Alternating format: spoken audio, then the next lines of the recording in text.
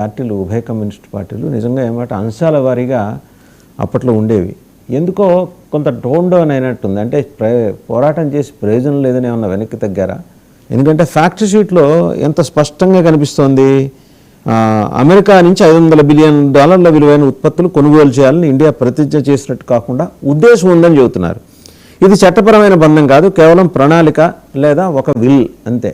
ఇది అవుతుంది లేదు మనం ఏం చెప్పలేం. పల్స్ తొలగింపు మొదటి ఫ్యాక్ట్ షీట్లో ఏం చెప్పారు, పల్సెస్ కూడా టారిఫ్ తగ్గింపు జాబితాలో ఉంటే తాజా వర్షంలో వాటిని తొలగించారు. ఇది చాలా కీలకం. మొత్తానికి లోక్సభలో ప్రతిపక్ష నాయకుడు ఆయన ఈ అంశాన్ని కూడా ప్రస్తావన చేశారు. డిజిటల్ సర్వీసెస్ ట్యాక్స్ ఇంతకుముందు ఏంటి, ఇండియా రిమూవ్ చేస్తుందని పేర్కొన్న కొత్త వర్షంలో ఆ క్లాజ్ తొలగించారట. ఎందుకంటే అమెరికా ఒత్తిడికి నిజంగా భారత ప్రభుత్వం అంతగా తొలగటానికి గల కారణాలు ఏంటి? ఉత్తినే మనం అన్ని డాంబికాలని అంటారా? తులసిరెడ్డి గారు చెప్పినట్టు. సార్ వాసుదేవన్ గారు, మీకు మిగతా పెద్దలు పార్టిసిపేట్స్ అందరికి నమస్కారం అండి. టీవీ 99 టీవీ ప్రేక్షకులకు కూడా నమస్కారం. సార్ వాసుదేవన్ గారు, ఇప్పుడు ఒక సామెత ఉందండి, మా ఇంటికి వస్తే ఏం తెస్తావు, మీ ఇంటికి వస్తే ఏం పెడతావు. అంటే మన ఇంటికి వచ్చినా మనం ఏం పెట్టాలనో వాడే చెప్తాడు, వారింటికి పోతే ఏం తేవాలనో వాడే చెప్తాడు. దీన్ని ఏమంటాం మనం? ఏకపక్షం అనకుండా ద్వైపాక్షికం కాదు కదా. ఇప్పుడు మనం ఏం పెడతామో మనం అతిథులను గౌరవిస్తాం, అట్లాగే మనం పోయినప్పుడు వాళ్ళు ఏమి ఇస్తారో ఇవ్వాలి. అంటే ద్వైపాక్షికం కాకుండా ఏకపక్షం అనడానికి ఇది చాలా క్లియర్ ఎగ్జాంపుల్ అండి. రెండవది ఏమంటే షరతులతో కూడినటువంటి, ఇప్పుడు తులసిరెడ్డి గారు చెప్పారు, ఇప్పుడు ఇరాన్ గ్యాస్ ఇంతకుముందు కోల్పోయినాం మనం అమెరికా షరతు వల్లనే. ఇరాన్తో ఆయిల్ ఇంతకుముందు కోల్పోయినాం, ఇప్పుడు రష్యాతో ఆయిల్ కూడా కోల్పోతున్నాం మనం. మొన్ననే ఆయన పుతిన్ వచ్చా, ఘనంగా స్వాగతం చెప్తే మనం ఆయనతో చాలా గొప్పగా మన సంబంధాలన్నీ తలుచుకుంటే ఇప్పుడు పుతిన్కు ఎగనామం పెట్టేటువంటి కార్యక్రమం మన దేశ ప్రభుత్వం చేస్తుంది. నేను చెప్పేది ఏమిటంటే, ఏ ప్రభుత్వమైనా తన ప్రయోజనాల కోసం చేసుకుంటా, అందులో సందేహం లేదు. తన ప్రయోజనం అంటే దేశ ప్రయోజనం. ఇప్పుడు దేశ ప్రయోజనాలు కాకుండా ఇతరాత్ర ప్రభావాలు, ఒత్తిడి, మీరు అన్నారు ఒత్తిడి గురవుతున్నారా అని, ఖచ్చితంగా ఒత్తిడికి గురవుతున్నారు. భారత ప్రభుత్వం అమెరికా యొక్క ఒత్తిడికి లొంగుతున్నది. ఆ అవసరం లేదు. వాస్తవంగా ఈరోజు ప్రపంచ పరిస్థితులు చూస్తే మనం, అరే ఇరాన్ అమెరికాతో సై అంటే సై అని తొడగొట్టేటువంటి పరిస్థితి ఉంటే, చిన్న దేశాలు కూడా అమెరికా ఒత్తిడికి మేము లొంగమని ప్రకటిస్తూ ఉండేటువంటి బ్యాక్గ్రౌండ్లో ఇంత పెద్ద దేశము మనం అంత ఒత్తిడికి లొంగ. ఎందుకంటే సార్, ఇప్పుడు ఆయిల్ ఇంధనం గ్యారంటీ చూసుకుందాం మనం. మనకు అమెరికా ఆయిల్ గ్యారంటీ ఇస్తుందా? ఏ రేటుకు చైనా రష్యా ఇస్తుందో ఆ రేటుకి ఇస్తుందా? మనకు రష్యాకు వచ్చేటువంటి ఆయిల్ అంతా అమెరికా ఇదే రేటుకి ఇస్తే మనం ఆలోచించవచ్చు, అవునయా రేట్లేం పెరగదు కదా. ఆ తర్వాత రెండవది సార్, పప్పు ధాన్యాలు దిగుమతి ఉండదని మొదట చెప్పారు, వ్యవసాయ ఉత్పత్తులు మేము అంగీకరించలేదని మీరు కూడా అన్నారు, పీయూష్ గోయల్ చాలా స్పష్టంగా చెప్పారని. కానీ వాస్తవం ఏమిటంటే, సోయా ఆయిల్ను దిగుమతి చేసుకోవడానికి అంగీకరించాం మనం. ఇప్పుడు పప్పు దినుసుల మీద సవరణ ఏదో ఇచ్చారు, కానీ ఈ సవరణ ఎంతవరకు ఉంటుందో చెప్పలేం. మూడవది ఏమిటి, నాకు తెలిసి పాడి ఉత్పత్తుల మీద కూడా ఒక అండర్స్టాండింగ్ కుదిరింది, అది వెంటనే కాకుండా రాబోయే కాలంలో వస్తాయని. అంటే నాన్ వెజిటేరియన్ పాలు, లడ్డులో కల్తీ కలిస్తే మనం చాలా గందరగోళం అవుతున్నాం మనం. అక్కడ నాన్ వెజిటేరియన్ దానాతో పాలు తీస్తారు, అది భారతదేశానికి పంపించాలనేటువంటిది వాళ్ళ ఆలోచన. ఏమైనప్పటికీ సార్, ఇప్పుడు రష్యాతో ఆయిల్ కొనుగోలు చేయకూడదు నంబర్ 1, చాబార్ పోర్ట్లో మీరు వేలు పట్టకూడదు నంబర్ 2.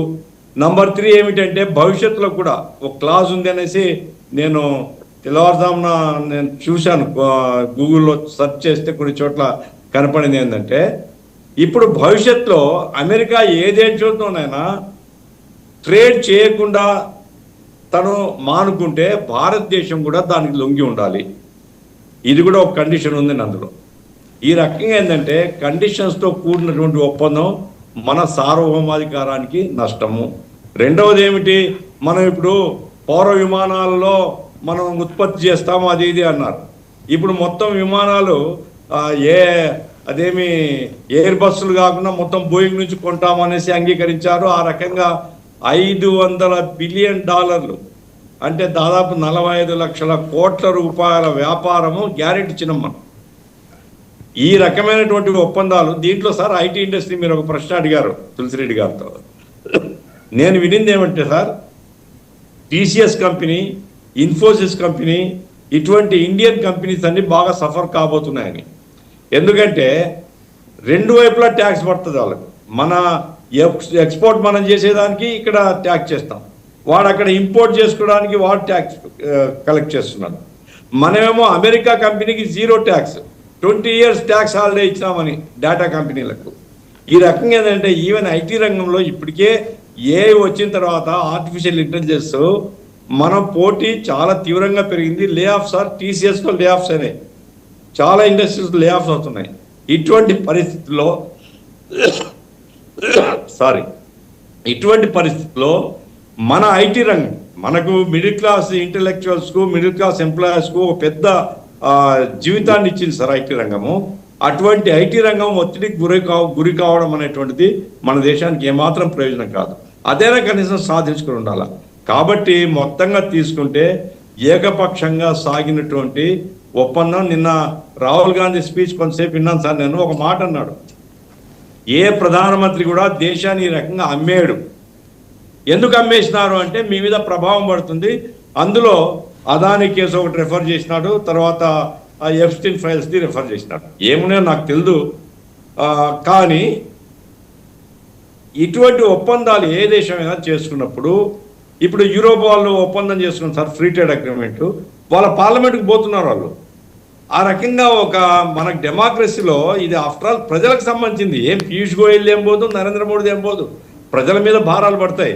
రెండవది ఏమన్నారు, నిన్న రాహుల్ గాంధీ చెప్పిన దాంట్లో ఒక ముఖ్యమైన అంశము, ఇప్పుడు బంగ్లాదేశ్ యొక్క వస్త్ర ఉత్పత్తులు అంటే టెక్స్టైల్స్ ఇవన్నీ కూడా మనకు వస్తాయన్నారు.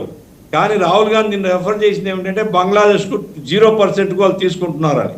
అదే కనుక నిజమైతే బంగ్లాదేశ్లో పోటీ ఎక్కడ ఉంటాం మనం 80% కట్టాల్సిందే. ఇంకొక కండిషన్ ఏముంది సార్, భర్త భార్య మీద స్పై పెట్టినట్టుగా ఇప్పుడు మన మీద స్పై పెడతారంట.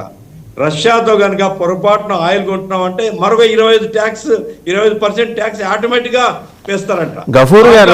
గఫూర్ గారు ఒక నిమిషం, శతకోటి దరిద్రాలకు అనంతకోటి ఉపాయాలని ఒకవేళ నిజంగా డొనాల్డ్ ట్రంప్ అలాగే చేస్తే భారతదేశానికి కూడా తన వ్యూహాలు దానికి ఉంటాయి. ఇప్పుడు అవన్నీ పార్లమెంట్ లో పరిచి చెప్పారు కదా, పార్లమెంట్ ఇట్లా చెప్పారు కదా, రకమైన ఒత్తిళ్లకు గురి కావాలి.